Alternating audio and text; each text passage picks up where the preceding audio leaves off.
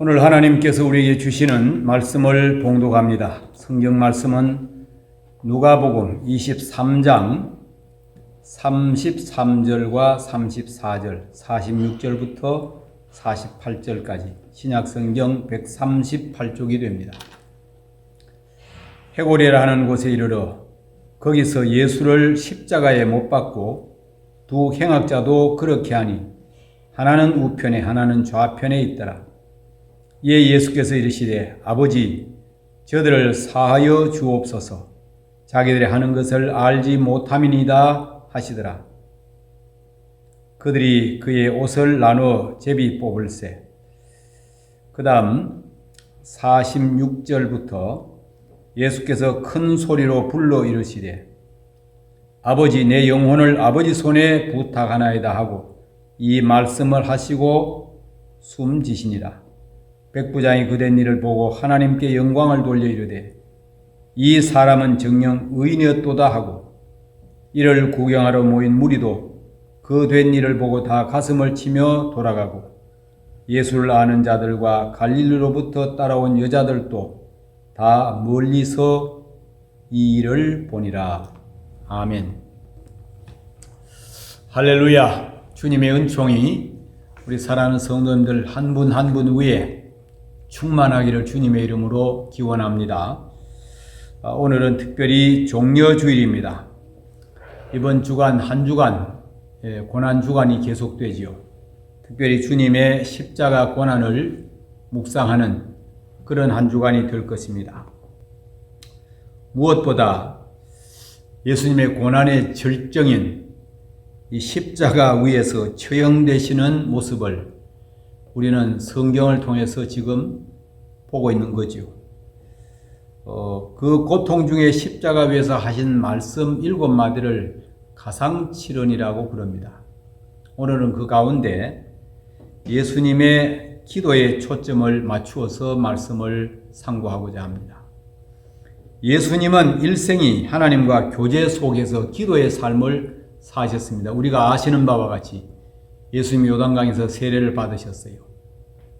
그리고 이제 곧 광야로 나가셔서 40일간 기도하시는가 하면 제자를 선택하실 때도 밤새도록 기도하시고 제자를 선택하시고 그리고 오병이어의 이적을 위하여 떡덩이와 고기를 들고 감사기도를 하셨어요.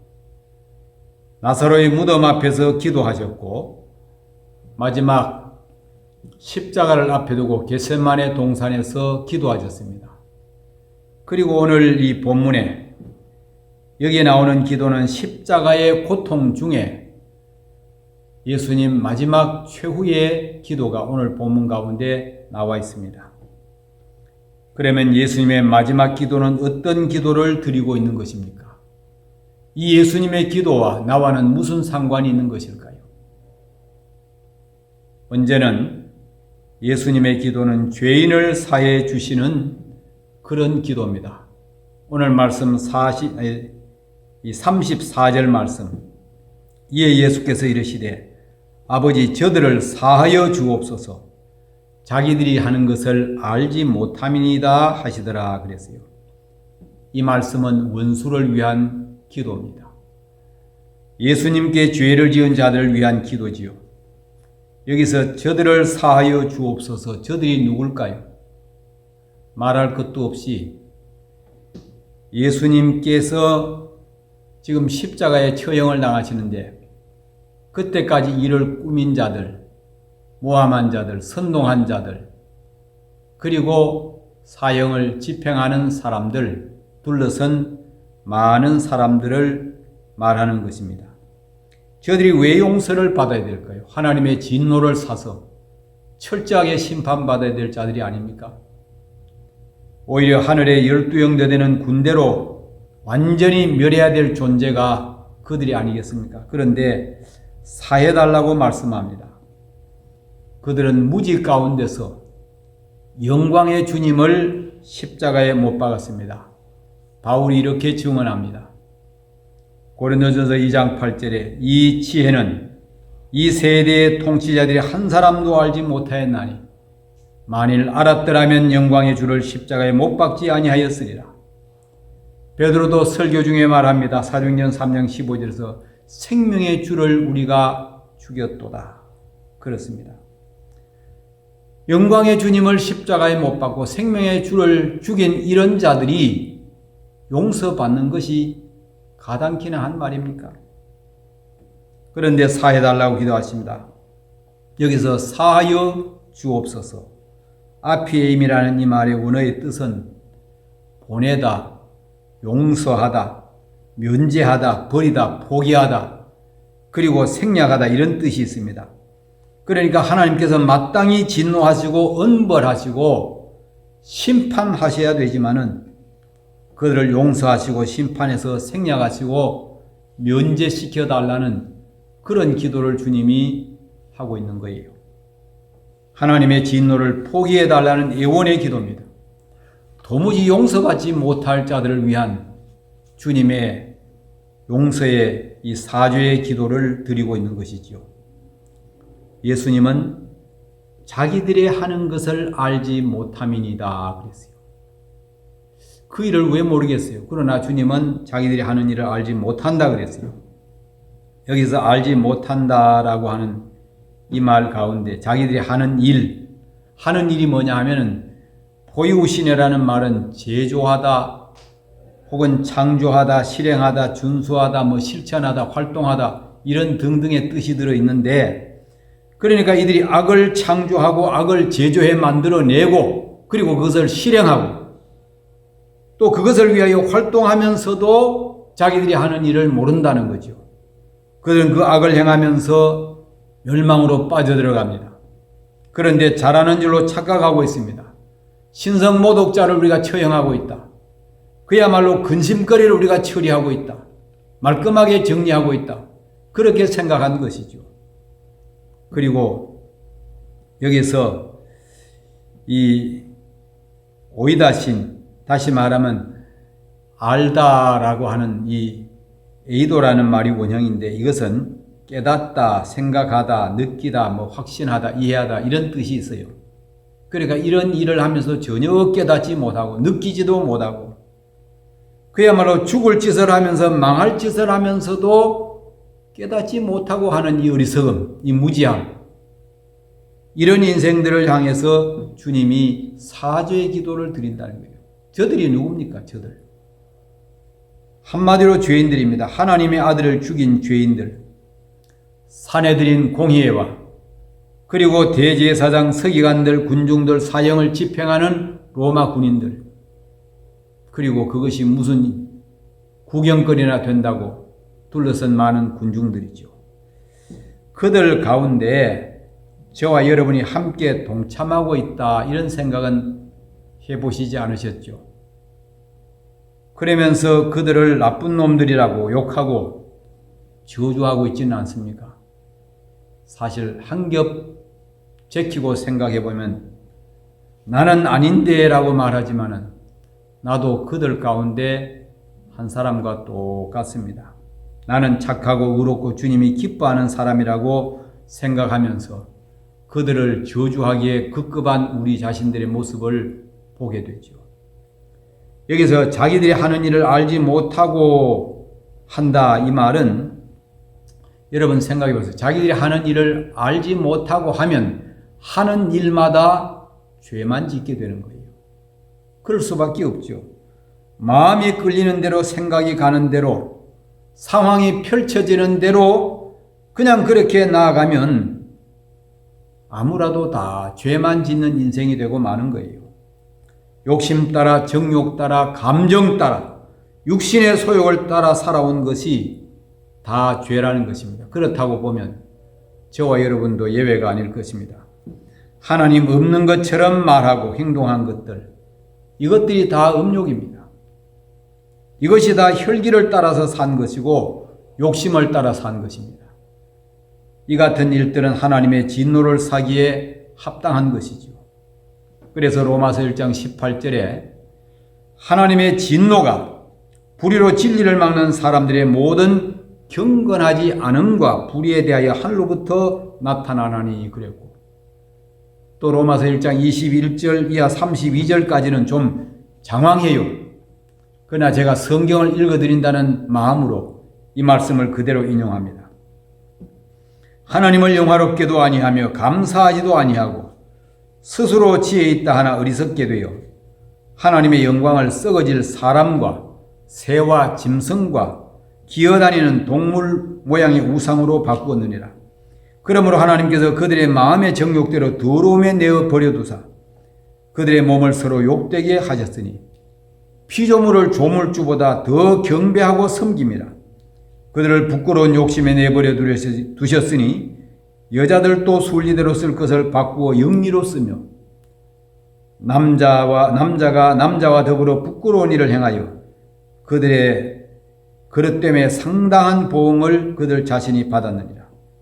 또한 그들이 마음에 하나님 두기를 싫어하며 합당하지 못한 일을 하게 하셨으니 곧 모든 불의, 추악, 탐욕, 악의가 가득한 자요, 시기, 살인, 분쟁, 사기, 악독이 가득한 자요, 수군수군하는 자요, 비방하는 자요, 하나님께서 미워하시는 자요, 능욕하는 자요, 교만한 자요, 자랑하는 자요, 악을 도모하는 자요, 부모를 거역하는 자요, 우매한 자요, 배약하는 자요, 무정한 자요, 무자비한 자라. 그들이 이 같은 일을 행하는 자는 사형에 해당한다고 하나님께서 정하심을 알고도 자기들만 행할 뿐 아니라 또한 그런 일을 행하는 자들을 옳다 하느니라. 여러분, 사형에 해당하는 이 같은 범죄가 나와는 상관이 없는 것입니까? 금방 열거한 이런 죄와 나와 상관이 없는 것입니까? 따지고 보면 내가 장본이지요. 핑계댈 수가 없습니다. 참 슬픈 일이 아닐 수가 없어요. 그래서 골로새서 3장 5절 6절에 이렇게 말씀합니다. 그러므로 땅에 있는 지체를 죽이라. 곧 음란과 부정과 사욕과 악한 정욕과 탐심이니 탐심은 우상숭배니라. 이것들로 말미암아 하나님의 진노가 임하느니라.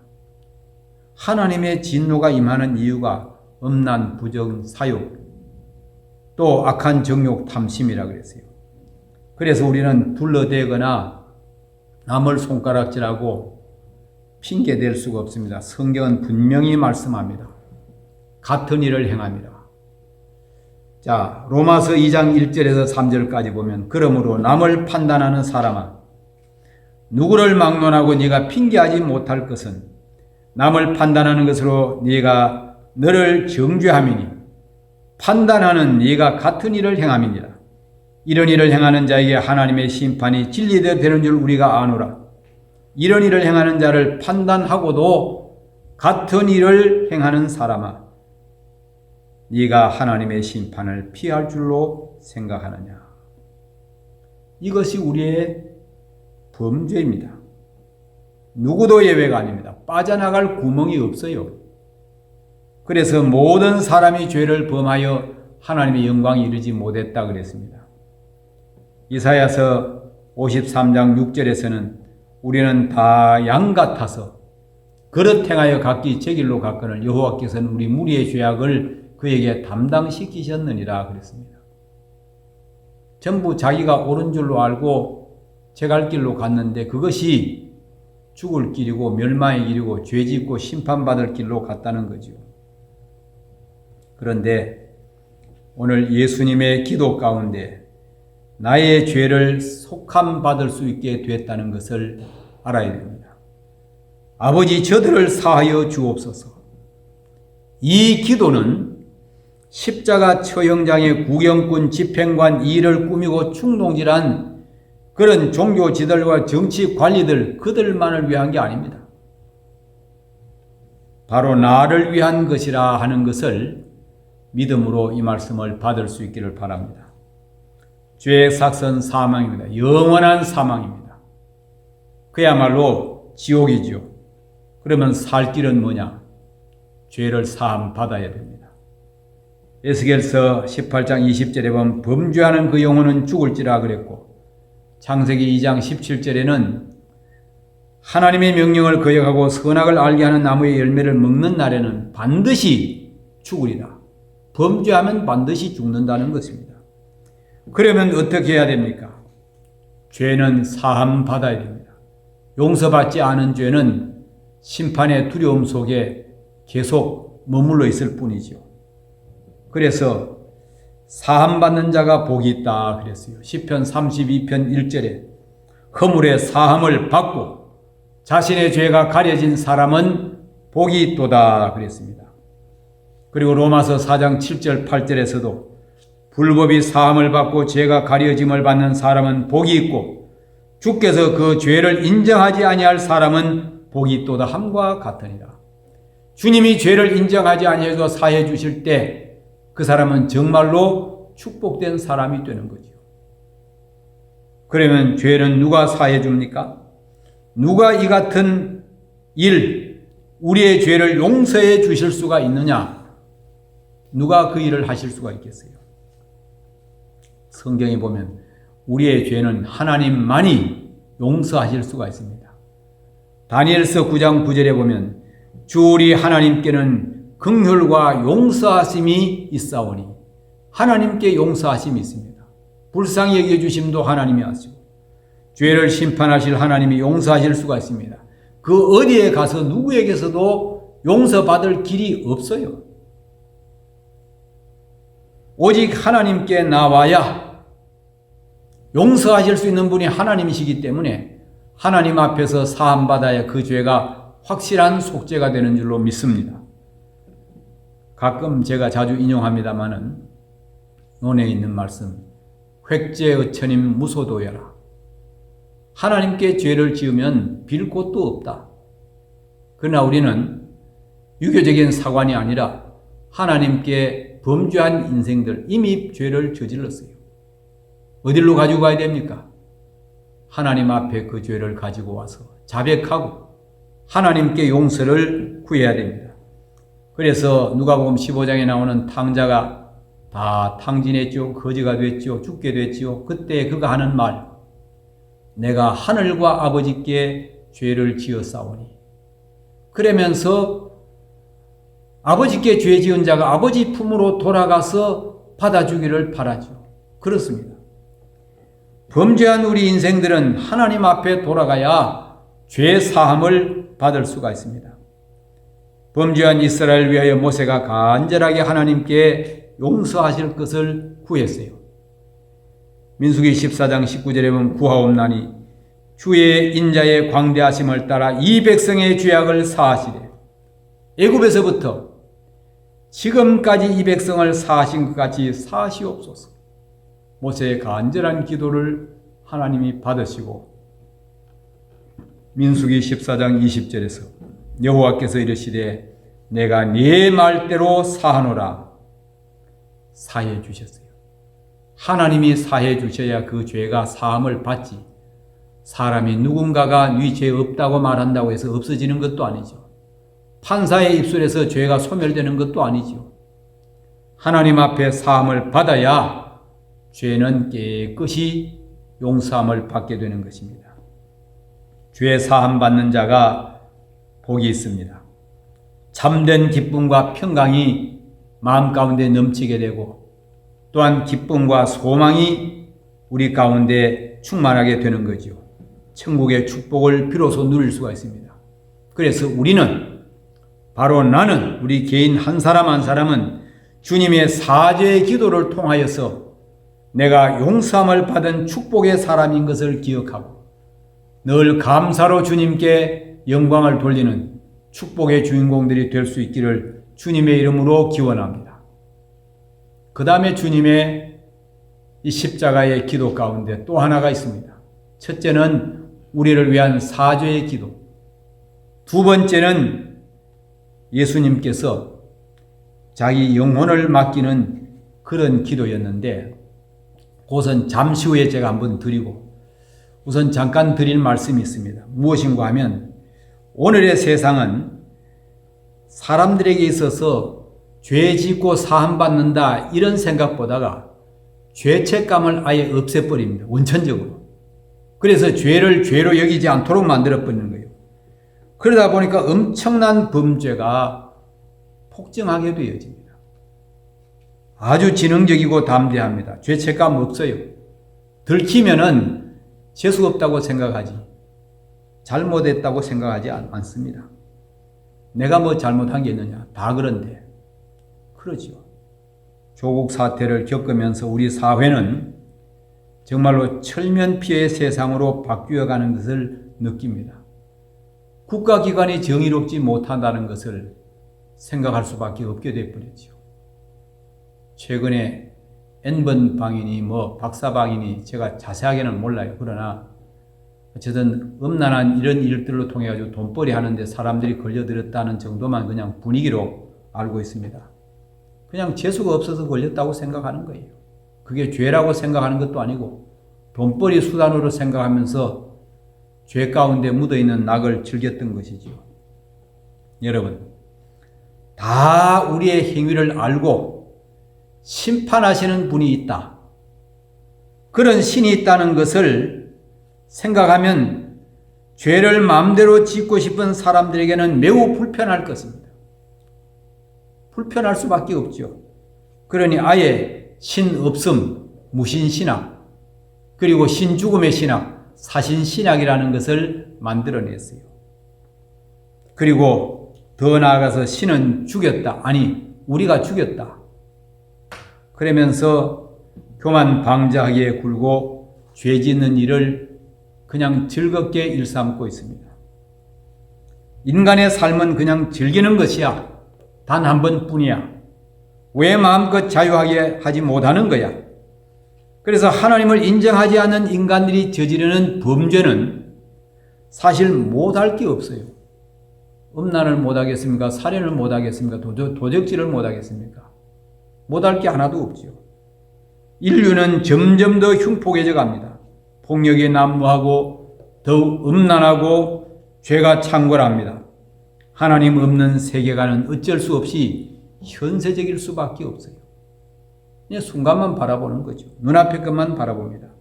그러니까 쾌락적이고 자극적입니다. 불나비 인생을 살아가게 되는 것이죠.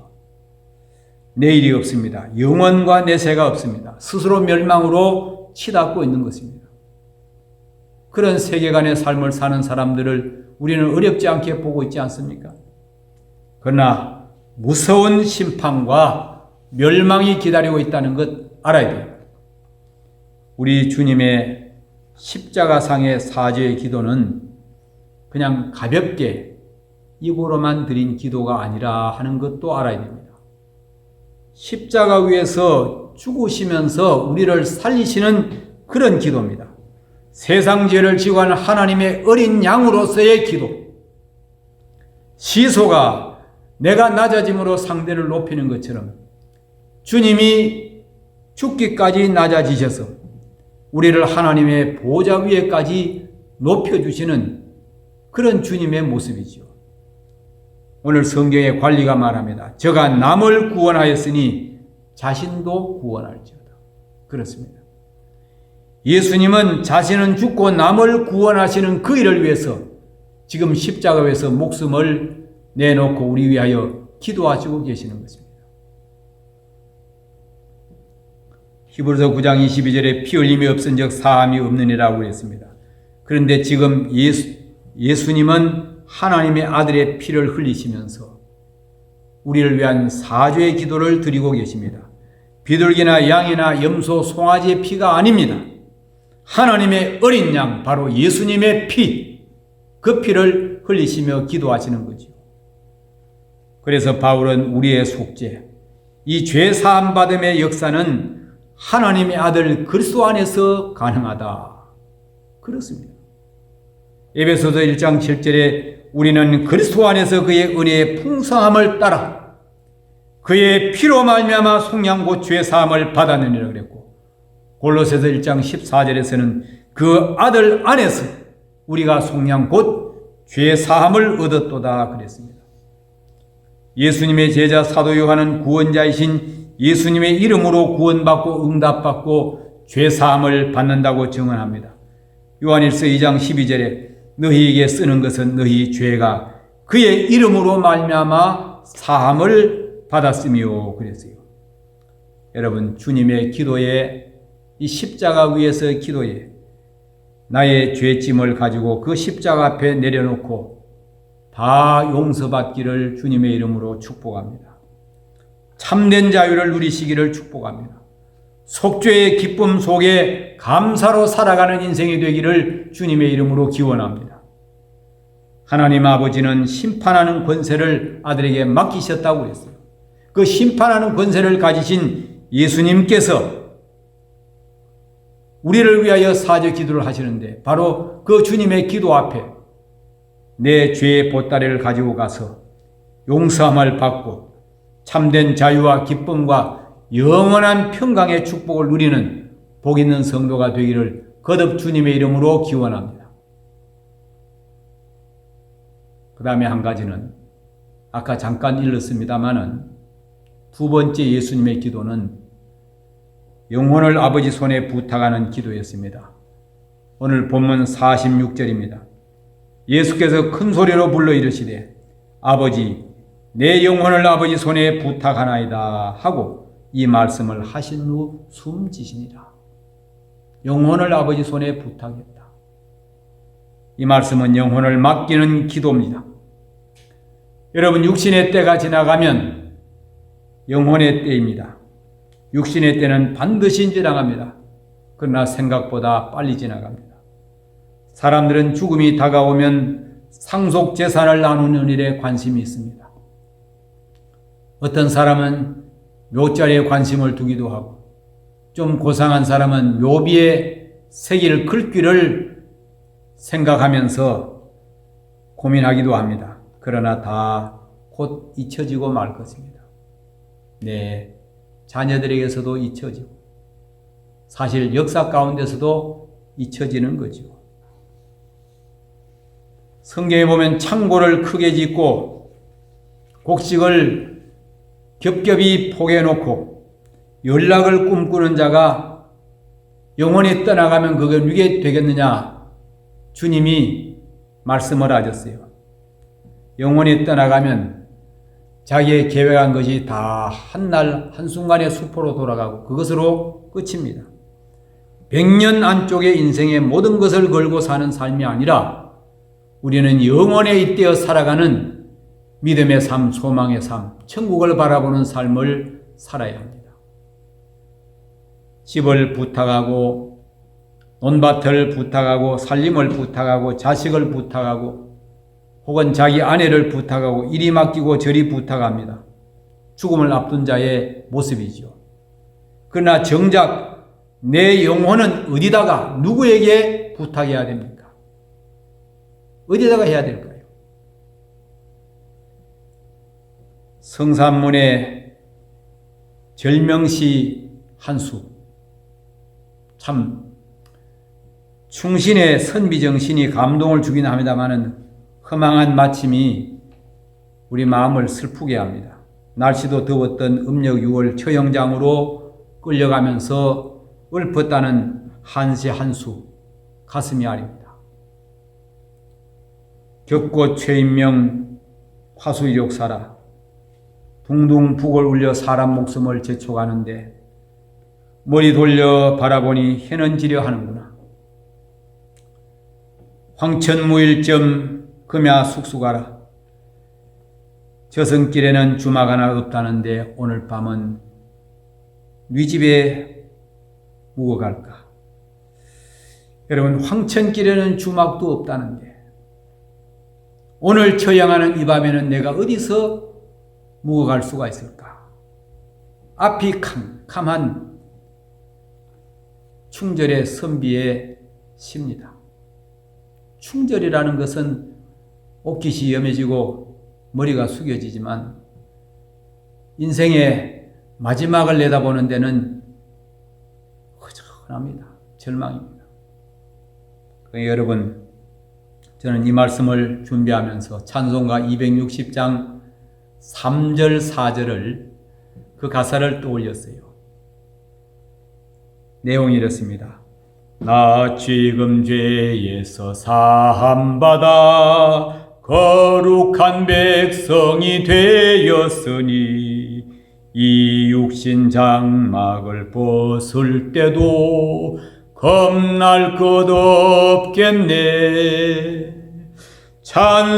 찬송하세 찬송하세 주님 나를 구하셨네.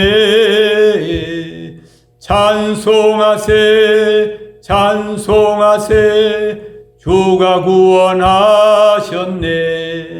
4절 우리가 이 세상 떠날 때에 예수님 손목을 굳게 잡고 영원히 즐거운 천국에서 주 함께 살겠네.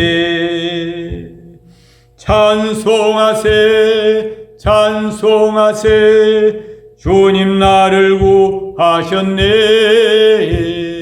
찬송하세 찬송하세 주가 구원하셨네. 아멘. 여러분, 진실로 육신의 장막을 벗을 때, 이 세상을 떠날 때 예수님의 손목을 굳게 잡고 두려움 없이 영원히 즐거운 천국을 소망하면서 믿음으로 나아가는 축복의 성도가 되기를 주님의 이름으로 기원합니다. 복 있는 사람들입니다. 여러분, 내 영혼을 누구에게 맡길 수가 있을까요? 누가 내 영혼을 맡아줄 수가 있을까요? 우리의 아버지입니까? 할아버지입니까? 우리의 시조가 되겠습니까? 그렇지 않습니다. 나를 지으시고 나를 이 세상으로 부르시니가 하나님 아버지십니다. 하나님 아버지께 맡겨야 됩니다. 맡아주시고 받아주십니다. 아버지는 그럴 능력이 있습니다. 요한복음 10장 29절에 주님 말씀하셨어요. 내 아버지는 만물보다 크심에 아무도 아버지 손에서 빼앗을 수 없느니라. 만물보다 크신 아버지 손으로 받아주시는 거예요. 마치 절벽에 어린아이가 올라가 놀다가 올라가지도 내려가지도 못하고 벌벌 떨면서 울고 있을 때 넓고 큰 가슴을 가지고 힘있는 팔뚝을 지닌 아버지가 팔을 벌리고 걱정하지 말고 뛰어내려 아빠가 받아줄 거야. 아이는 겁나지만 다만 받아주는 아빠가 있기에 지금까지 했던 것처럼 믿고 풀썩 뛰어내리는 것과 같습니다. 여러분, 이 세상 떠날 때 캄캄하지 않겠어요? 한 번도 가보지 않은 죽음 이후 겪어보지 아니하는 그런 세계 어떻게 맞이할 것입니까? 하나님 아버지 품으로 뛰어들기를 바랍니다. 어느 날 밤 잠을 자기 위해서 베개를 베고 모로 누웠습니다. 근데 무슨 소리가 들렸습니다. 딴 소리가 아니라 저의 심장 박동 소리였습니다. 쿵닥 쿵닥 쿵닥 쿵닥. 잠깐 생각했습니다. 심장아, 고맙다. 네가 뛰기를 시작한 순간부터 지금까지 한 번도 쉬지 않고 여기까지 왔구나. 참 수고했다. 그리고 마음속으로 하나님 감사합니다.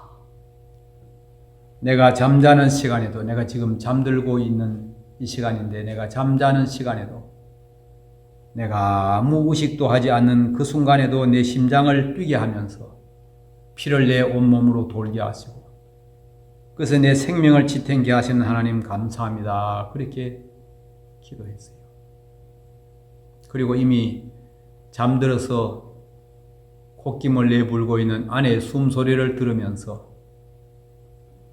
또 한 번 생각했습니다. 야, 참 희한하다. 자는 동안에도 숨이 들어가고 나가고 들숨 날숨을 쉬면서 이렇게 하나님께서 자율신경을 통해 가지고 우리에게 피도 돌게 하시고 온몸에 산소도 공급하게 하시고 하나님이 이런 은혜를 주셨다. 이건 누구도 예외가 아니죠. 다 마찬가지입니다. 여러분, 어느 날 호흡도 멎고 심장도 멈춰서고 이제 이 땅의 삶의 경주가 끝날 때가 옵니다. 사람은 생의 마지막을 앞에 두고 근심과 염려가 있습니다. 아, 내 인생 이제는 어디로 가는 것인가? 불안한 인생을 향한 따뜻한 주님의 음성이 있습니다. 확실한 약속의 말씀이 있습니다. 요한복음 14장 1절에서 3절까지 너희는 마음에 근심하지 말라. 하나님을 믿으니 또 나를 믿으라. 내 아버지 집에 거할 곳이 많도다. 그리고 너희를 내게로 영접하여 나 있는 곳에 너희도 있게 하리라. 그렇습니다. 죽음에 이르러 해야 하는 기도를 예수님께서 십자가 위에서 우리에게 보여주셨어요. 아버지, 내 영혼을 아버지 손에 부탁하나이다. 여러분, 이 예수님의 기도가 장차 우리의 기도가 될 수 있기를 주님의 이름으로 축복합니다. 하나님 아버지 크신 권능의 손에 내 영혼을 맡기고 그의 품으로 뛰어드는 것입니다. 스데반이 그렇게 했잖아요. 예수님이 구원자의 힘을 믿고 자신의 영혼을 받아줄 예수님에 대한 확실한 믿음을 가지고 기도하면서 맡깁니다. 사도행전 7장 59절에 그들이 돌로 스데반을 치니 스데반이 부르짖어 이르되 주 예수여 내 영혼을 받으시옵소서 하고 주님께 영혼을 받아달라 그러고 숨을 거뒀어요. 원수를 위하여 용서하고 기도하시는 예수님, 그리고 영혼을 부탁하고 떠나시는 예수님을 보고 사람들이 놀랐습니다. 오늘 47절에 백부장이 그 된 일을 보고 하나님께 영광을 돌려 이르되 이 사람은 정녕 의인이었도다 하고, 이 말씀은 예수님이 죄인이 아니라 예수님이 하신 일이 옳았고 참으로 의인이다, 그런 고백이었고, 마가복음에서는 15장 39절에 예수를 향하여 섰던 백부장이 그렇게 숨지심을 보고 이르되 이 사람은 진실로 하나님의 아들이었도다 하더라. 하나님의 아들이라고 고백합니다. 정치범도 아니요 신성모독자가 아니라는 것을 알았습니다. 하나님의 아들이었도다 고백합니다. 여러분, 꽃이 떨어진 뒤에야 봄이었음을 알았다는 말이 있습니다. 예수님이 고난당하시고 십자가 위에서 사죄를 위해서 기도하시고 영혼을 부탁하는 기도를 들으시고 떠나는 것을 보고 난 다음에 사람들은 자기 가슴을 치면서 돌아갔습니다. 하나님의 아들을 죽인 후회가 그때 막급으로 다가온 거죠. 여러분, 오늘 주님의 기도 속에, 그 속죄의 축복 속에 바로 저와 여러분이 들어 있습니다. 주님의 그 기도로 우리는 사함을 받고 그 십자가 앞에 우리 죄짐을 내려놓고 용서받는 그런 축복을 누릴 수 있기를 바랍니다. 또 한 가지는 주님처럼 마지막에 내 영혼을 맡기는 믿음으로 주님을 따르고 주님 끝까지 잘 섬기는 축복의 성도가 되기를 주님의 이름으로 기원합니다. 기도합니다. 하나님 아버지, 감사합니다. 예수님의 십자가 위에 그 고통스러운 가운데서 주님이 드리는 기도 두 가지를 상고하였습니다. 하나는 저들을 사하여 주옵소서, 하는 것을 알지 못함이니이다 하였습니다. 우리는 그냥 내 좋을 대로 한다고 그렇게 살아왔는데 죄만 짓고 살아온 인생들, 하나님의 진노 가운데 심판받을 수밖에 없는 인생들인데 주님이 용서해 주시니 감사합니다. 거룩하신 주님, 또한 우리는 세상을 떠나면서 앞날이 막연하나 주님께서 우리 영혼을 받아주시니 감사하고 영혼을 맡길 때가 있다는 것을 감사하고 주님처럼 그런 믿음으로 기도하고 소망하고 살아가는 복된 주의 백성들이 되게 하여 주옵소서. 주께서 주의 백성들을 늘 품 안에 품어주시고 믿음으로 승리케 해주시기를 비옵고 예수님 이름으로 기도하옵나이다. 아멘.